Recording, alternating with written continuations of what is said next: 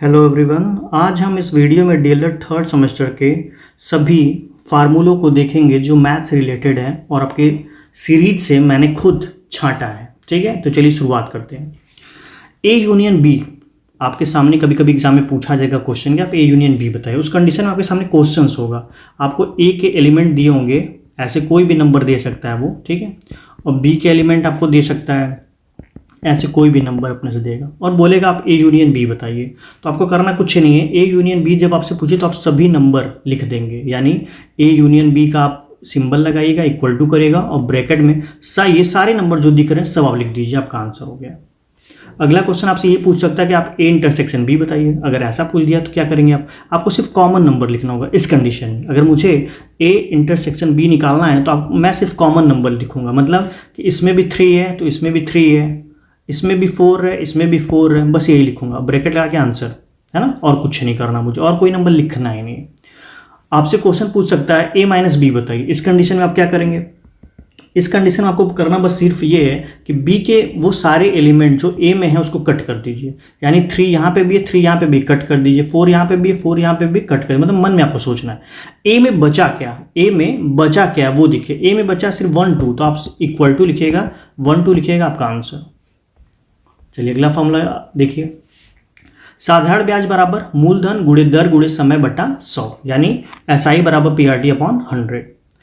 अगला फॉर्मूला आप याद करेंगे चक्रवृद्धि मिश्र धन का। चक्रवृद्धि मिश्र धन बराबर होता है P ब्रैकेट में 1 + R/100 whole to power T। चक्रवृद्धि ब्याज बराबर, ये CI मतलब चक्रवृद्धि ब्याज, चक्रवृद्धि ब्याज बराबर A माइनस P, यानी चक्रवृद्धि मिश्र धन माइनस मूलधन। माध्यिका देख लीजिए। माध्यिका जब आपसे निकालने को बोलेगा तो आपके सामने एक डाटा दिया होगा, ठीक, उसी का आपको माध्यिका निकालने को बोलेगा। तो फर्स्ट स्टेप आप क्या करेंगे, सबसे पहले आप आरोही क्रम में लिखिएगा उस डाटा को। सेकंड स्टेप आप क्या करेंगे, आप पदों की संख्या काउंट करेंगे, पद उसमें हैं कितने, 9 है कि 8 है, 9 है, 9 है या 11 है, मतलब कोई भी विषम अगर आपको पता चलता है पदों की संख्या विषम है तो आप फॉर्मूला लगाइएगा m बराबर n+1/2वां पद, ये आपका आंसर होगा। और अगर सम निकल गया पदों की संख्या तो आप फॉर्मूला लगाइए m बराबर n/2वां पद प्लस n/2 + 1वां पद अपॉन 2। अगला फॉर्मूला है समांतर माध्य। समांतर माध्य का फॉर्मूला सभी आंकड़ों का योग बटे आंकड़ों की संख्या। मध्यमान summation of fx upon summation of f। अगला फॉर्मूला, किसी चाप द्वारा वृत्त के केंद्र पर बना कोण वृत्त की परिधि पर बने कोण का 2 गुना होता है। ठीक है, केंद्र पर जब भी कोण बनेगा तो वो 2 गुना बनेगा, किसका, परिधि पर का कोण का। अगला फॉर्मूला है किसी चतुर्भुज में, किसी चक्री चतुर्भुज में आमने सामने के कोणों का जो योग होता है वो 180 डिग्री होता है। अब ये चीज याद करके चलेंगे। अगला फॉर्मूला, आयत का क्षेत्रफल बराबर लंबाई गुणे चौड़ाई। आयत का परिमाण 2 ब्रैकेट में लंबाई प्लस चौड़ाई। वर्ग का क्षेत्रफल भुजा का स्क्वायर, वर्ग का विकर्ण भुजा कड़ी में 2। इससे रिलेटेड बार बार एग्जाम में क्वेश्चन पूछा है, इसको तो 100% याद करके जाइए। कमरे के चारों दीवारों का क्षेत्रफल, करना कुछ नहीं आपको, 2 ब्रैकेट में लंबाई प्लस चौड़ाई गुणे ऊंचाई। वृत्त का क्षेत्रफल πr², वृत्त की परिधि 2πr।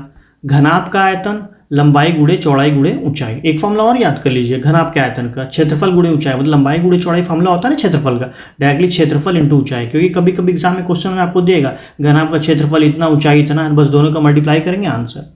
अगला फॉर्मूला, घनाभ का विकर्ण। घनाभ का विकर्ण बराबर √L² + B² + H²। घनाभ का संपूर्ण पृष्ठ का क्षेत्रफल 2 ब्रैकेट में LB + BH + HL। घन का आयतन भुजा का क्यूब। घन का संपूर्ण पृष्ठ क्षेत्रफल 6 गुणे भुजा का स्क्वायर। घन के वक्र पृष्ठ का क्षेत्रफल 4 गुणे भुजा का स्क्वायर। घन का विकर्ण भुजा कड़ी में 3। एक चीज ध्यान दीजिए, घन और घनाभ से रिलेटेड आपसे कभी कभी एग्जाम में क्वेश्चन पूछेगा, फलक बताइए, शीर्ष बताइए, कोर। तो आप याद करिए, घन हो या घनाभ हो, अगर कोर या किनारा पूछा तो आंसर 12, फलक पूछा तो 6, शीर्ष पूछा तो 8। ये चीजें फिक्स है। कभी कभी एग्जाम में बोलेगा कि घन की भुजा 4 सेंटीमीटर है, फलक बताइए कितने होंगे, ऐसा को कंफ्यूज करेगा। आपको कंफ्यूज नहीं होना, घन की भुजा या घनाभ की भुजा की लंबाई कुछ भी हो, अगर आपसे फलक पूछेगा तो आंसर 6, शीर्ष पूछेगा तो 8, कोर पूछेगा तो 12। अब भूलना नहीं है आपको, भूलना इसलिए नहीं है कि जिस कमरे में आप बैठ के एग्जाम देंगे, कोर पूछेगा तो बैठ कर रूम का कोर गिन लीजिएगा, फलक पूछेगा तो फलक बैठ कर रूम का गिन लीजिएगा, शीर्ष पूछेगा शीर्ष गिन लीजिएगा, आपको आंसर मिल जाएगा। अगला फॉर्मूला है, बेलन का आयतन बराबर πr²h। बेलन का वक्र पृष्ठ का क्षेत्रफल 2πrh।